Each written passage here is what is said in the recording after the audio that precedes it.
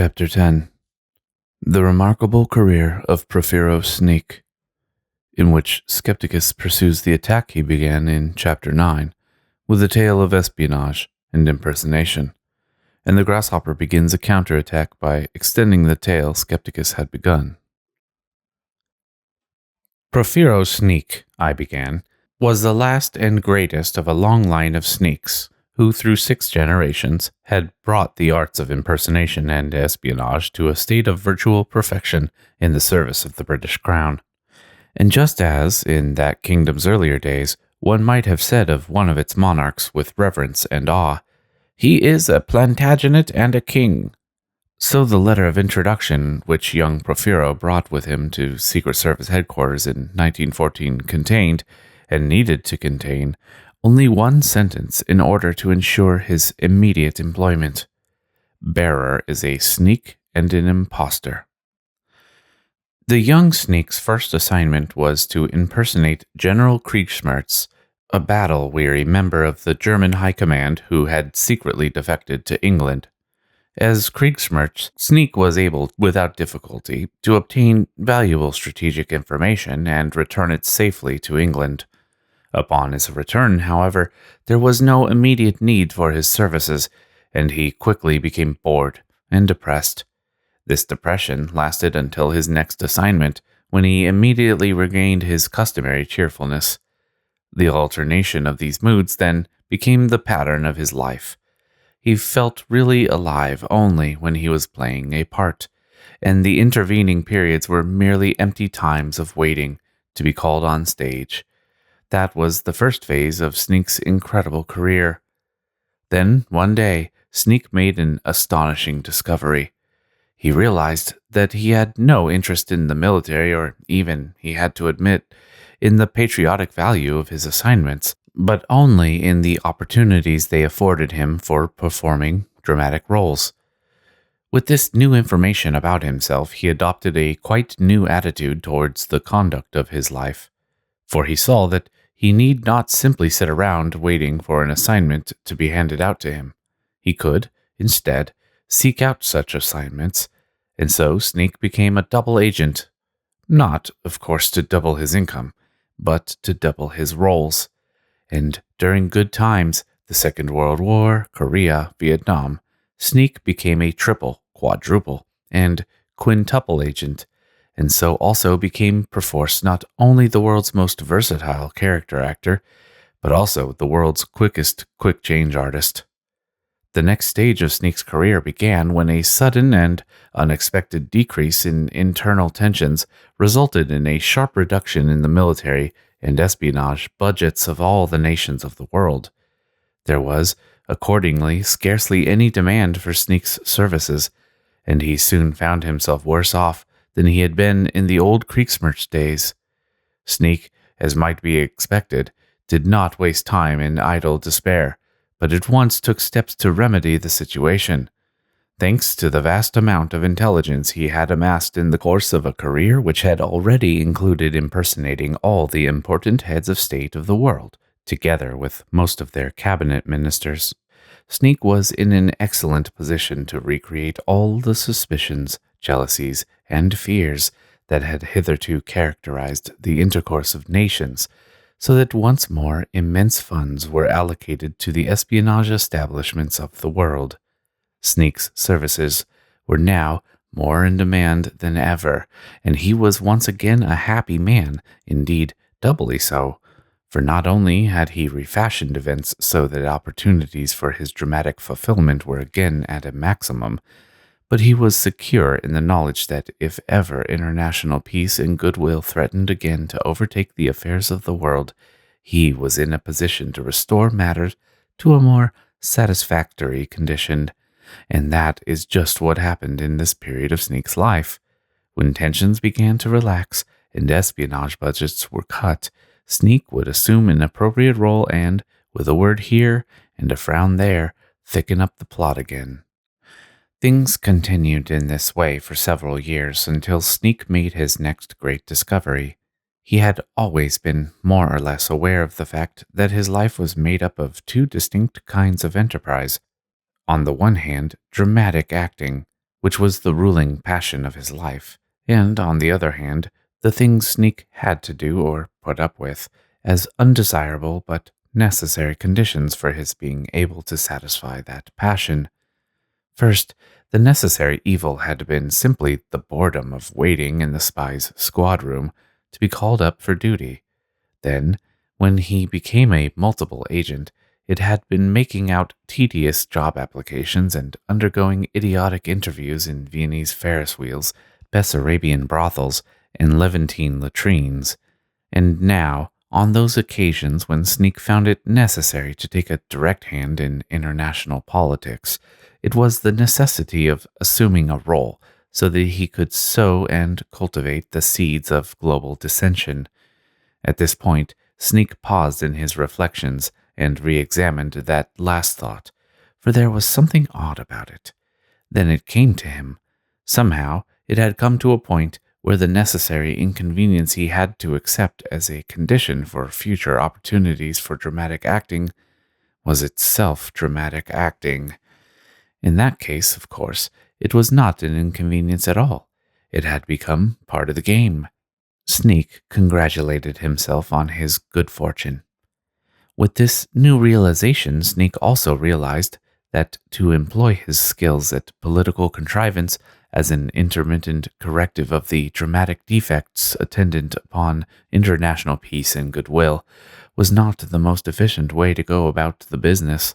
Since his political maneuverings and the opportunities for espionage which it was their purpose to maximize both took the form of dramatic impersonations, there was no reason why Sneak should not take a continuing, rather than a merely remedial, hand in world history. Accordingly, his impostures began to be governed as much by decision-making as by intelligence-gathering considerations, a fact which was to have far-reaching consequences for his future. For he discovered, to the delight of his dissembling soul, that these purposes could both be accomplished in the course of performing one and the same role. Thus, during that bitter January of 19-something, Sneak was on assignment in Ottawa for the CIA. His orders were either to confirm or to deny the existence of a suspected secret military alliance between Canada and the Soviet Union.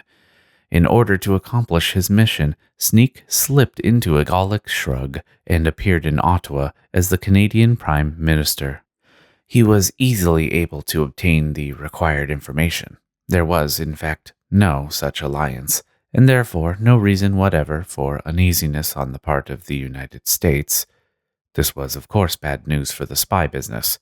Therefore, Sneak, still in the role of Prime Minister, issued a public statement denying that Canada's military treaty with the USSR was in any way indicative of strained relations between Canada and its good friend to the south. And next week, on assignment in Moscow, Sneak took the opportunity as Soviet Premier to issue a strong warning to the People's Republic of China.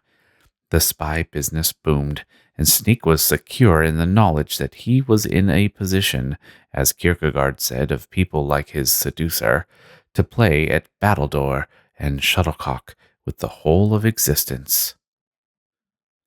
Well, Skepticus, that is an amazing story to be sure, but I wonder if it is quite the whole story. What do you mean? Your reference to battledore and shuttlecock evoked in me a kind of vision of Sneak's future. Perhaps you would like me to tell you what I saw. By all means, Grasshopper. Very well. The rest of the story then goes like this. Happy though Sneak was in this felicitous arrangement of his and the world's affairs, there was yet another revelation in store for him. It came about in the following way. In April of 19-something, Sneak was impersonating the Queen of England on assignment for Swiss counterintelligence. Normally, Sneak would not have accepted an assignment from a client so undistinguished in espionage circles, but he had a special reason for wishing to be the Queen just then. For the previous day he had, as Egbert of Nog, that is, as head of state of the Principality of Nog, issued an official note to the Crown requesting the admission of Nog to the British Commonwealth of Nations. And now, because of some rather complex plans in another area, Sneak was most interested in seeing to it that England, for the moment, give neither an affirmative nor a negative response to the Eggbeat's request. As Queen of England, therefore, he stated publicly that Her Majesty's ministers and advisers would take the request under advisement for a fortnight. Then Sneak sat back to await results. And while he was waiting, the final revelation came to him. He had just made a counter-move to his own move. And it was at precisely this moment that Sneak came in from the cold. His brilliant career as a spy was over, and he entered upon the next stage of his career with an intoxicating sense of freedom, for he realized that he could play any role in any dramatic situation he chose to contrive, quite independently of the demands, direct or indirect, of the spy business. He was his own playwright, and a kind of god, for the whole world had become his stage. The brief period of modern history which resulted from Sneak's great discovery became known as the Mad Months, and it seemed during May, June, and July of 19-something that the entire fabric of international relations was simply shredding to bits. Alliances between nations were formed and dissolved with dizzying speed. Cabinets were reshuffled daily, and the world suffered continuous vertigo as it peered in terror over one brink of disaster after another. Fortunately for human civilization, Sneak was not a god, but a mortal man.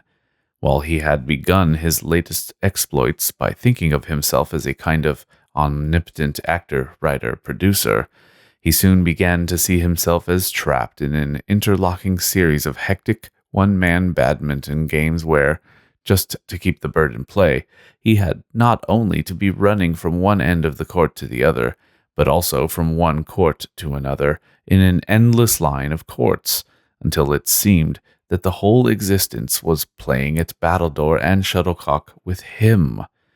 Inevitably, it was too much. He suffered a nervous collapse, and the world returned to a more tolerable level of catastrophe and recovery.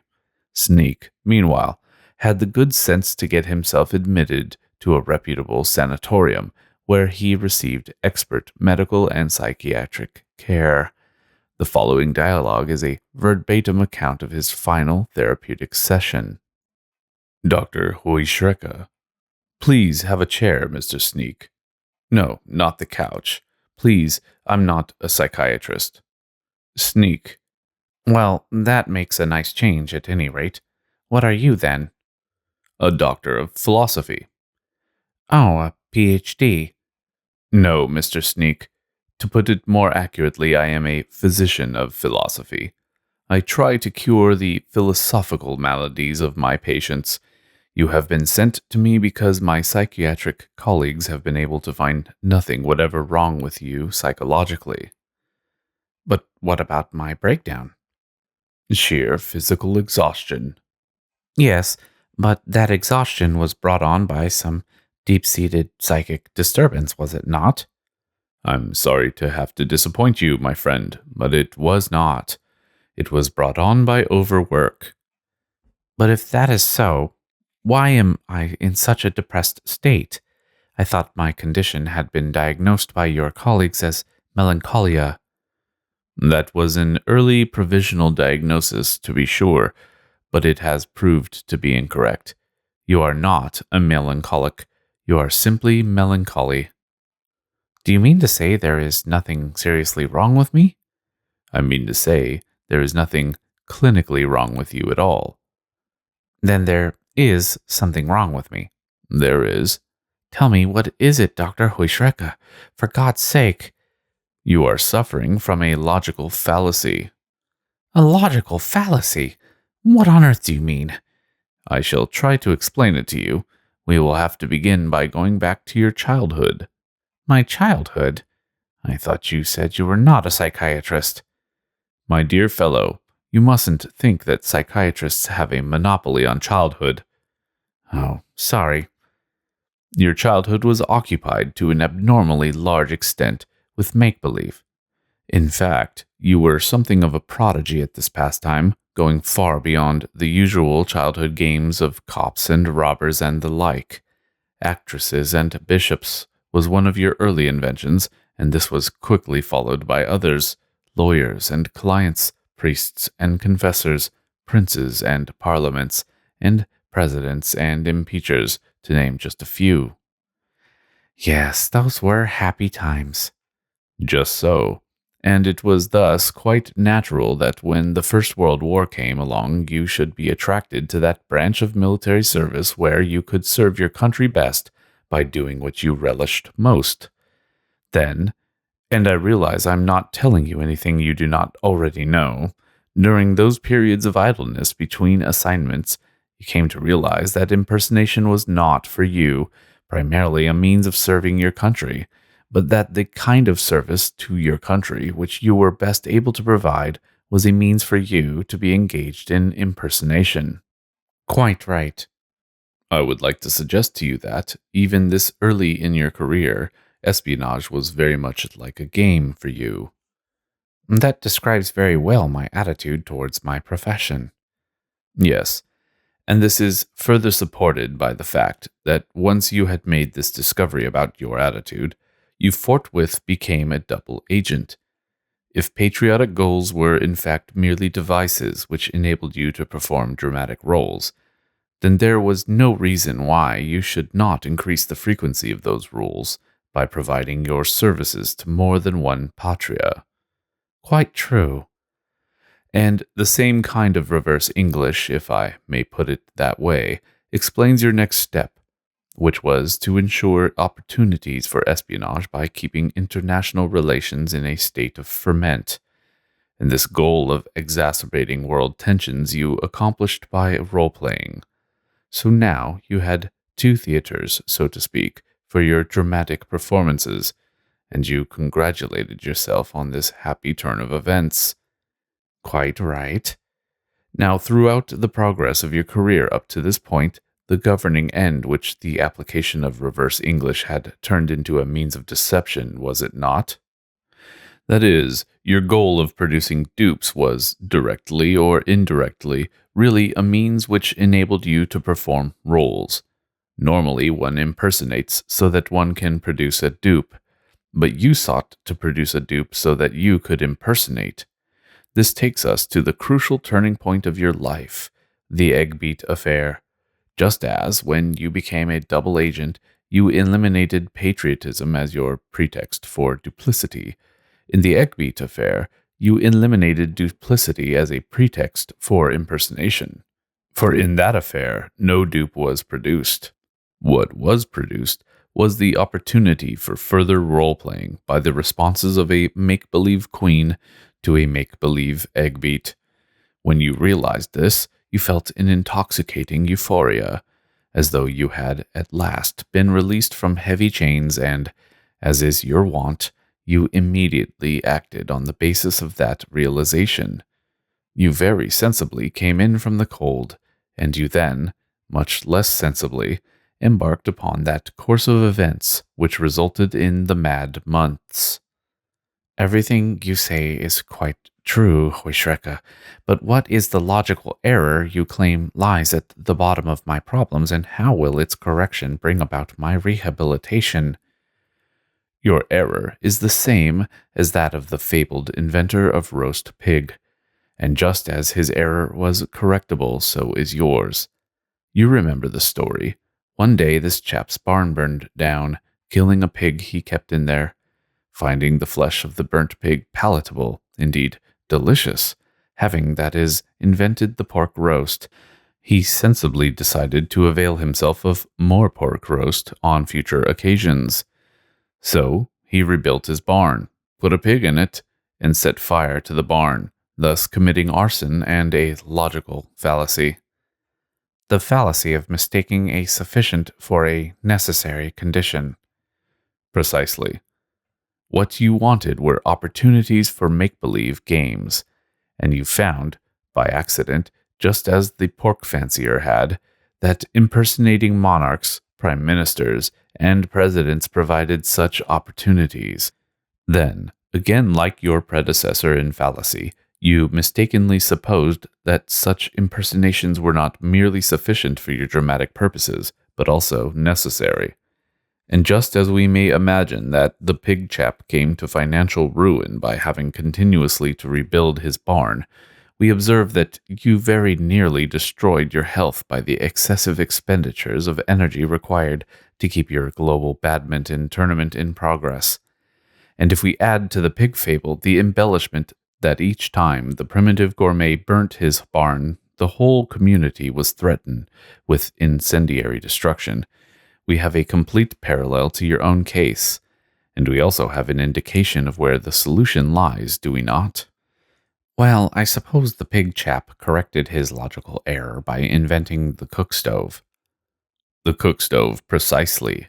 And the egg beat affair shows us quite clearly where to look for your own particular cook stove, does it not? It does? Of course it does. Disaster overtook you only because of the sheer size of the arena you supposed you needed for your dramatic performances. For the egg beat affair prompted you to make the whole world your stage and all the world's roles your personal repertory. But the egg beat affair holds a more profound revelation which you did not give yourself time to fathom. What is that, Dr. Heuschrecke? It is, Sneak, that you had spent a lifetime in discovering that what you liked to do best in the world was to play make-believe games. Good Lord. Yes, for with the egg beat affair, you were not spying, you were not creating a crisis for the sake of the espionage business, and you were not duping someone so that you could be playing a role. You were not even duping someone into making a response which would enable you to make an answering response. You were not, that is, doing anything which was merely an enabling maneuver or merely a pretext for playing a part. All your moves were playing a part, and nothing but playing a part. You were not engaged in any kind of imposture, although you thought you were. What was I doing then? You were playing heads of state, and you hadn't had so much fun since those nearly forgotten days of actresses and bishops. If you will forgive a fairly revolting but nonetheless apposite observation, you had traveled the whole world over seeking the bluebird of happiness only to find it in your own backyard. Oh, come now, Dr. Heuschrecke. If that is so, then I could have played Eggbeat Queen without stirring out of my living room. Precisely. You are saying that that is my cook stove. I am. I don't know, Heuschrecke. What don't you know? Well, you seem to be telling me that my rehabilitation will consist in my sitting in the parlor, talking to myself. But that's exactly what you were doing in the Eggbeat affair, talking to yourself. Yes, but good heavens, Dr. Heuschrecke. What is it, Sneak? Earlier, when you were saying that the Eggbeat affair was really a game of heads of state, and that I had recaptured my childhood by playing it, you meant that literally, I take it. Yes, I did. And you really are suggesting that I spend the rest of my life playing childish games? I'm certainly suggesting that you spend the rest of your life playing games. Whether they are childish or not depends on the games you choose to play, doesn't it? I wouldn't expect you to play cowboys and Indians, or cops and robbers, or even actresses and bishops.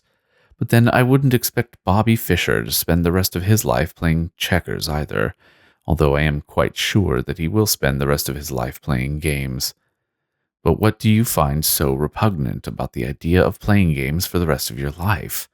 That is all you have been doing with your life so far. Yes, I do see that, Heuschrecke. But you have to admit that there is no small difference between impersonating the Queen at Buckingham Palace and playing heads of state in my living room. Of course there is a difference. There's a tremendous difference, but the question is whether the difference makes any difference to you. Well, it would have to, wouldn't it? No, it wouldn't. Furthermore, I don't believe it does. Then why am I carrying on so about it? Because you are playing a role appropriate to the occasion. You couldn't resist such a golden opportunity. You're right, of course. But how did you see through me? Am I slipping? Your acting was flawless, as a matter of fact. Then how? Because I trusted the psychiatrist's reports on you. What does that have to do with it? They established conclusively that your sole motive in playing what we ought now call the games of espionage, world crisis, and heads of state was entirely a game motive. If they had established the fact that playing these games was a device to serve other, probably neurotic purposes, then I would not be at all confident of your rehabilitation along the lines I have suggested.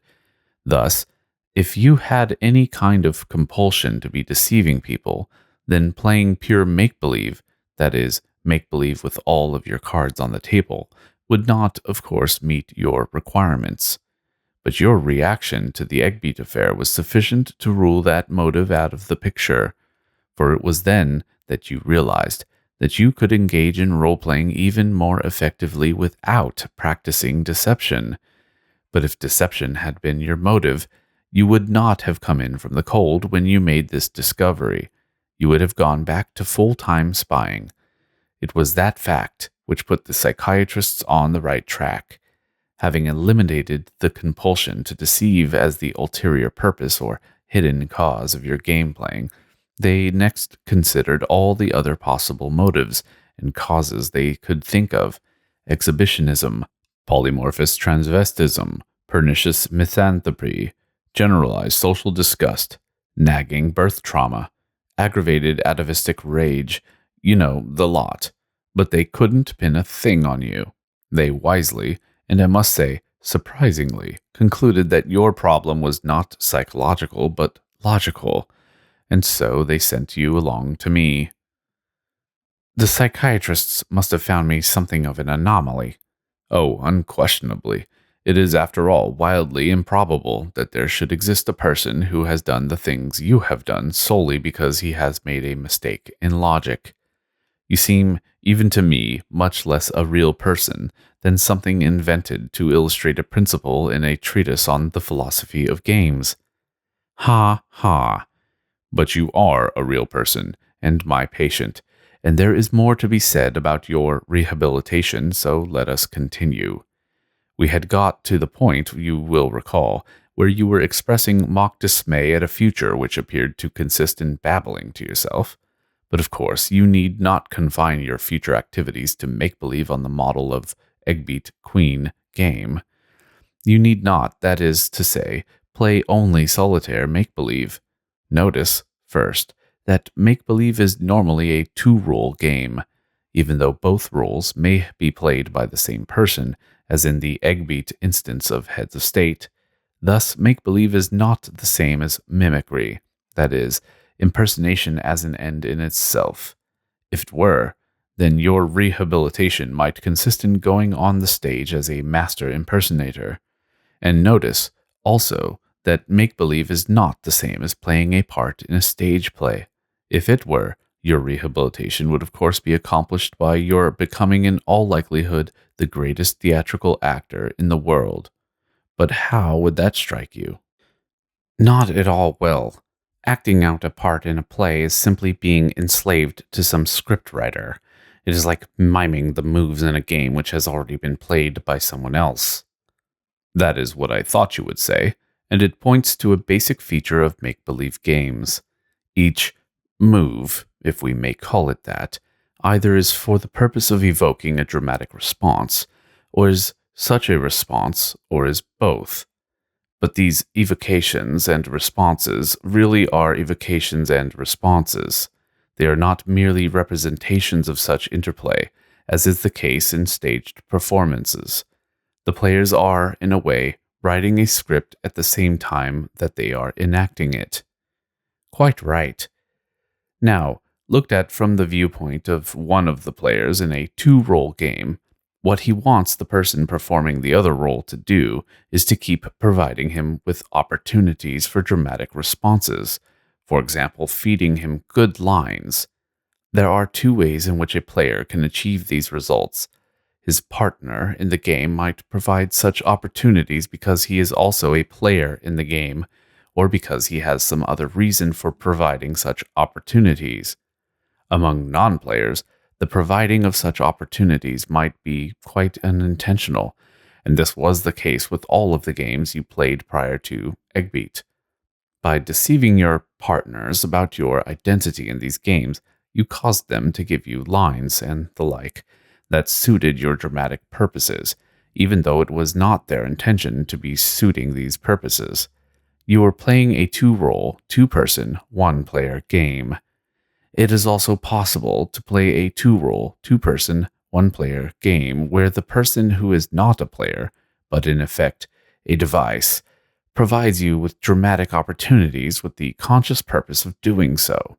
Instead of having to dupe someone into performing the enabling service, you forthrightly ask him to do so.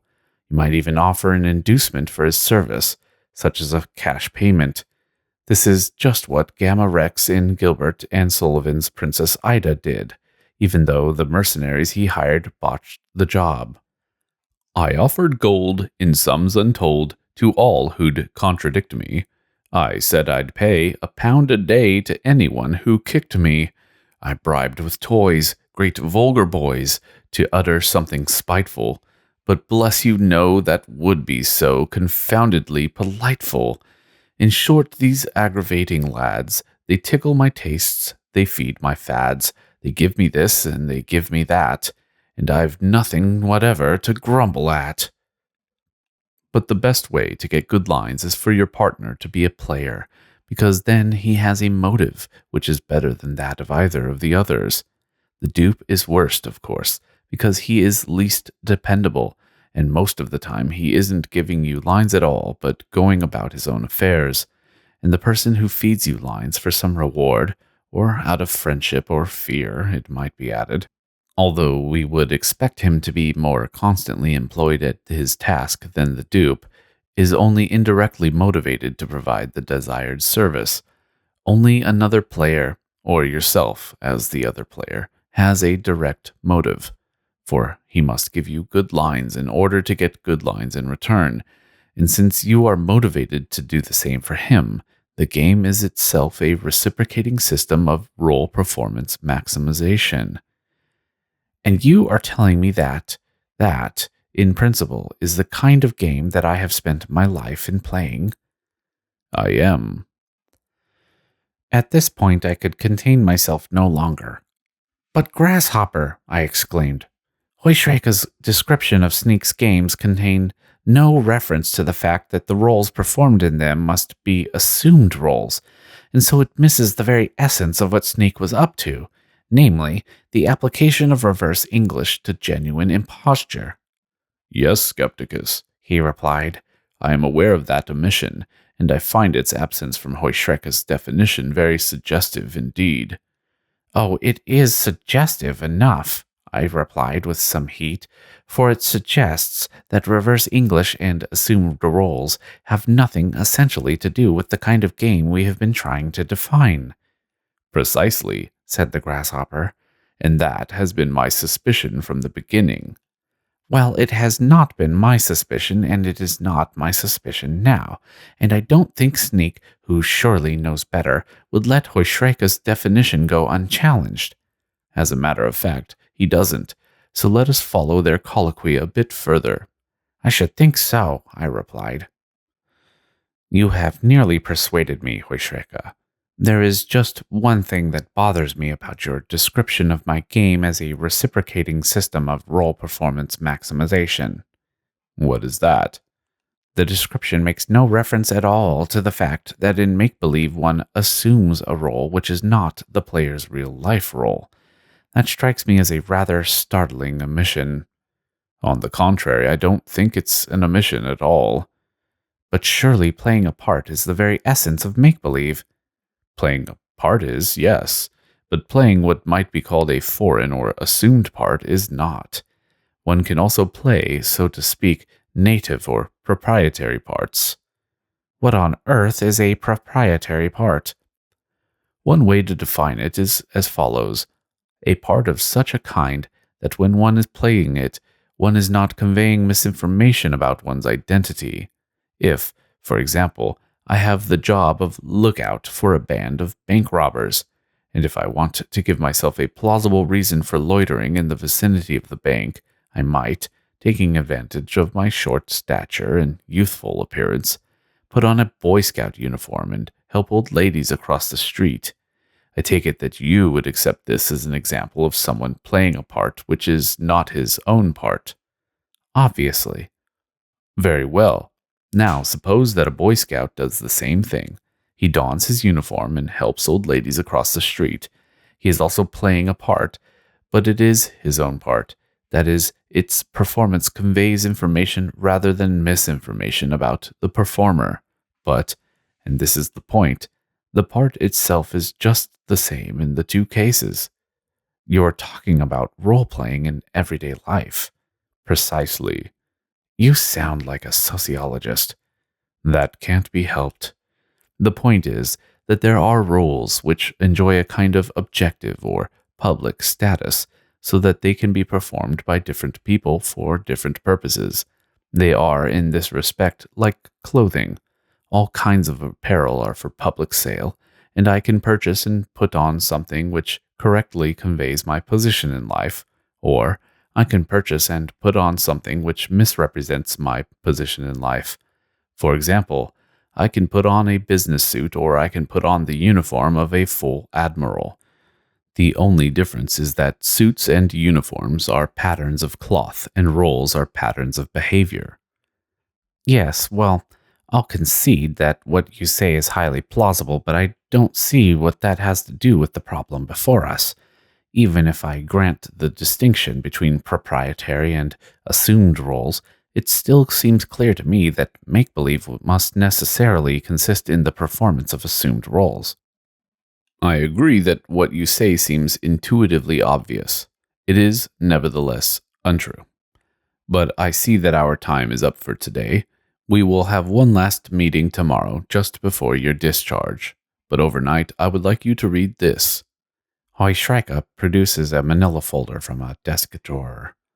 And then bring it back with you tomorrow. Taking it from Hoishrika's hand. What is it? It is the case history of another patient. You want me to read someone's confidential file? It is perfectly all right. I have his permission.